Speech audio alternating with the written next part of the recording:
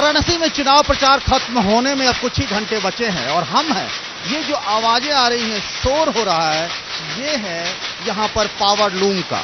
वाराणसी में बुनकरों की बात सब कर रहा है। यहाँ धागे सूरत से आते हैं और यहाँ खूबसूरत बनारसी साड़ी बनती है जो दुनिया भर में मशहूर है। बुनकर बनाते हैं, रात दिन एक करके बनाते हैं इसे। बुनकरों के बारे में राहुल गांधी भी बात कर रहे हैं। नरेंद्र मोदी ने अभी रोहनिया की सभा में भी बुनकरों का सवाल उठाया। आम आदमी पार्टी के अरविंद केजरीवाल भी बुनकरों की बात कर रहे हैं, क्योंकि मामला वोट का है, चुनाव वाराणसी का है, बनारस कह लें या फिर कह लें काशी। लेकिन आखिरकार बुनकर जो आमतौर पर मुस्लिम समाज है वो क्या सोचता है, उनके मन में क्या चल रहा है। हम आए हैं लल्लापुरा इलाके में, ऐसे ही बुनकर समाज यहाँ पे हैं, हमारे साथ कई लोग हैं। क्या चल रहा है चुनाव में, क्या मुद्दे हैं। आसिम भाई ताला लगाने की कोशिश कर रहे हैं। आसिम भाई ये बताइए कि क्या चल रहा है इस बार चुनाव में, किसकी हवा है। बुनकर समाज की बात तो सब लोग कर रहे हैं, राहुल गांधी भी कर रहे हैं, नरेंद्र मोदी भी कर रहे हैं, अरविंद केजरीवाल भी कर रहे हैं। क्या लगता है आपको इस बार आप लोगों का रुख क्या होगा। हमारा रुख ये है कि जो सरकार स्टेबल गवर्नमेंट दे रही है, और स्टेबल गवर्नमेंट अगर कोई नहीं दे रही है तो उसमें कम से कम एक ईमानदार पार्टी जाए। उसमें हमको अरविंद केजरीवाल में झलकता है कि हिंदुस्तान के सत्ता के में जो स्या काला धब्बे लगे हैं उसको धोने का काम अरविंद केजरीवाल जी करेंगे। और हम बनारस से कसीर तादाद में और कसरत से वोट देने जा रहे हैं अरविंद केजरीवाल जी को। मुझे कहना में इसमें कोई गुरेज नहीं है। आपको क्या लग रहा है कि इस बार किसकी हवा हो सकती है। मैं देखिए, हवा की जहाँ तक बात है तो सबकी अपनी अपनी दफली, अपनी अपनी राग है। बहरहाल हकीकत यह है कि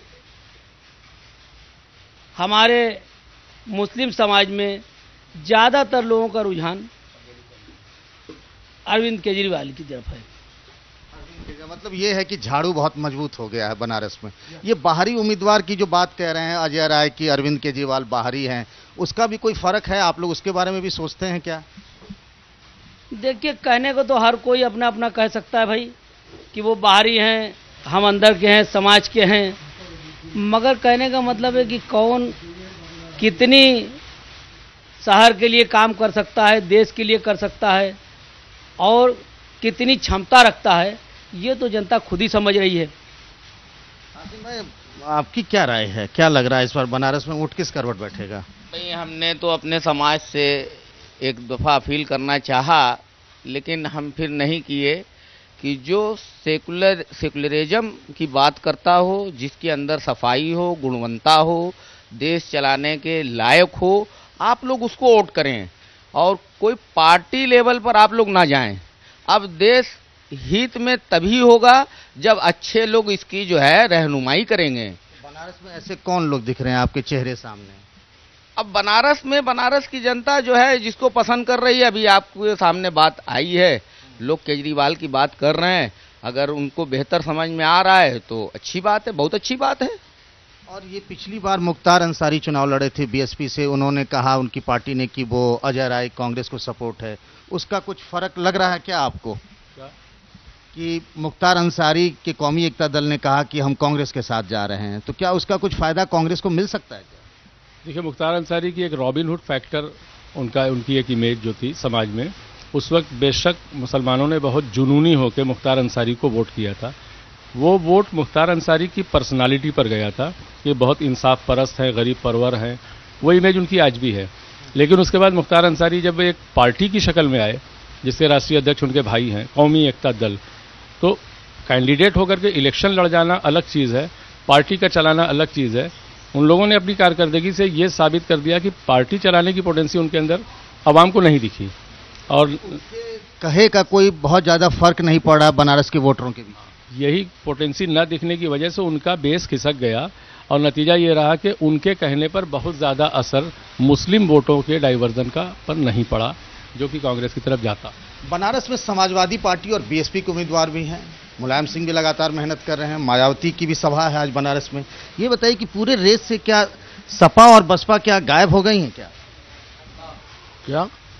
जो समाजवादी पार्टी और बीएसपी के भी उम्मीदवार हैं यहाँ पर, उनके बारे में आप लोगों के समाज में कोई चर्चा होती है क्या। उनके बारे में भी कोई चर्चा नहीं हो रही है। ऐसा क्यों। उन लोग कोई काम ही नहीं करते हैं। कोई काम नहीं होता उन लोगों का। अगर कोई आदमी अगर आया है ईमानदार आदमी काम करने वाला तो वही केजरीवाल, वही कुछ कर सकता है। जो अखिलेश यादव का रोड शो हो रहा है, कल राहुल गांधी का रोड शो हो रहा है, उससे आप लोगों को कोई फर्क नहीं पड़ने वाला? कोई फर्क नहीं पड़ने वाला है।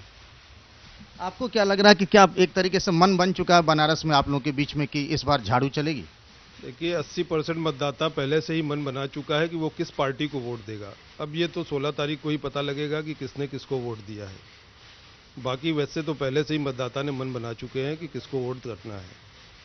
तो यहाँ कोई सपा बसपा की कोई बात नहीं हो रही है, बिल्कुल एक तरफा हो गया क्या?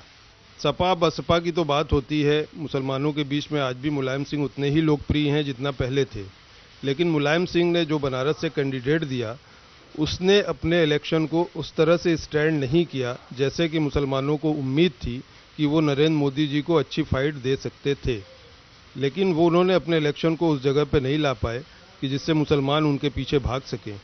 इसलिए सपा बसपा की चर्चा तो होती है लेकिन वोट बहुत कम जाएगा। ये मोदी भी तो बात कर रहे हैं बुनकरों की और बुनकरों के हितों की। मोदी जी जो बात कर रहे हैं वो पहले बनारस की इंफ्रास्ट्रक्चर देखें। बनारस के बुनकर और गुजरात के बुनकर में जमीन आसमान का फर्क है।